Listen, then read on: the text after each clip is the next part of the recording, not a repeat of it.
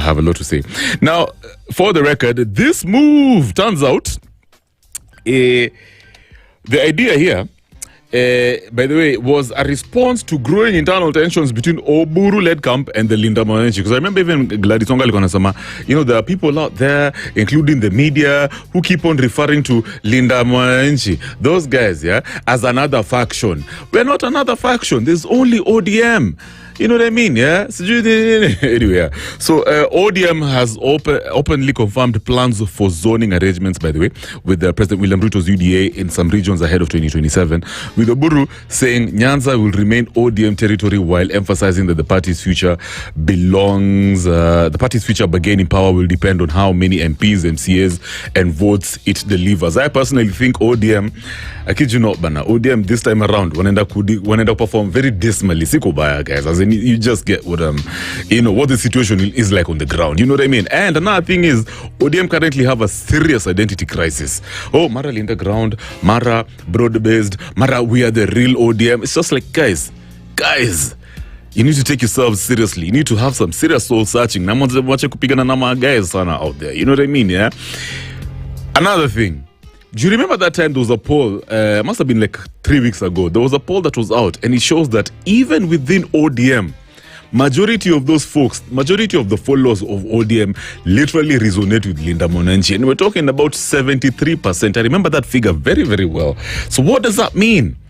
Even if you change the slogan, even if you say we are the real ODM, it doesn't matter. Guys are saying, listen, we don't like the direction the party is going. And you also get the feeling that people are just not resonating with this leadership of Oburu Oginga. You get? Yeah, people, I don't know. Listen, first of all, obviously the majority of followers of ODM are youthful. Then they're looking at Sifuna. I want to say Sifuna is the one who actually understands some of the problems we were going through. And another thing I'm going to say, very nuanced, is that, let me tell you, if you're one of those folks who blindly follows an individual ama a party, regardless of some of the crazy things that they do, the crazy decisions that they make, crazy coalitions that they get into, you're the problem. Sometimes, listen, it's okay for you to actually change loyalty, to change allegiance. You don't have to constantly support Kev Matara all your life. Because I'm human, I'm going to make some mistakes. Error is, listen, leaders are not just constantly at good. Because you see, even you as an individual, by the way, your values tend to change depending on a particular stage of life that you're in. So you need to align with a party that actually resonates with your values, that aligns with your values. And honestly, Oburu Oginga, by the way, another thing that's pissed me off about Oburu, Atasi pissed me off. I'm not attached to Oburu the way you'd imagine at your audience. Now, it's just, I actually don't understand ODM and their party leader, because Oburu literally said that he wants to run for Siaya senator. He's going to defend his seat. So as far as I know, if you claim that you're the party leader of ODM, then that technically means you're also you're supposed to be the presidential candidate for ODM. Sindio? Then how is it that Oburu again now says him is going to be defending his seat? Surely. Yeah? You get the feeling that ODM, where they are right now, were too focused on retaining the seats, to be honest, protecting their zone, quote unquote. Yeah, then they're not really about, impact. They're not really about actually getting out there and fighting for Kenyans across the board. And I think also low-key, I think they're actually admitting that maybe their influence after Baba nationally has dwindled a good one. So even if they're going about these coalition conversations, you best believe the only thing in their mind is zoning. And that zoning thing will only happen in Nyanza. I don't think it's going to happen in any other part of the country, including Western.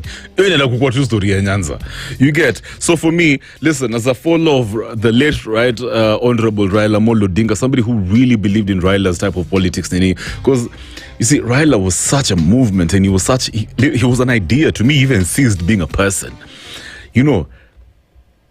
Yeah, and the way he sold ODM's ideologies across the country, many youth believed in Raila Amolo Odinga Nini. We were so excited about the presidential elections simply because Raila was going to be on the ballot. ODM was going to shake every corner of this country. Now you're imagining the party leader of ODM, at him, is going to be running for senator. As in, really? Really? Is that how low ODM has fallen? ODM, as I wrap up, ODM have to understand that most Kenyans, especially young Kenyans right now, are not loyal to a person or a party. The woke Kenyans, the ones who are looking forward to a youth renaissance that's happening, in fact, those guys are not loyal to a party. They're not loyal to an individual. They're not loyal to a color, orange, blue, red, green. Folks are out here loyal to a value system. Then they're thinking, damn, who's going to liberate us out here, bana? Who's going to empower young Kenyans? You know what I mean? Yeah. Who's going to create opportunities for young Kenyans? Yeah. Who's going to sort out the unemployment crisis? Those are the conversations that we want to hear. And as far as I'm concerned, the only people who are talking about these things are two folks, Gachagua and Sifuna. So ODM, I kid you not, if you even get about 20 folks in parliament come 2027, that's going to be a miracle. Aya, twende kazi. When we come back, we're going to Senegal. Osman Sonko, from fired prime minister to speaker of parliament in 72 hours. This guy's a legend, manzi.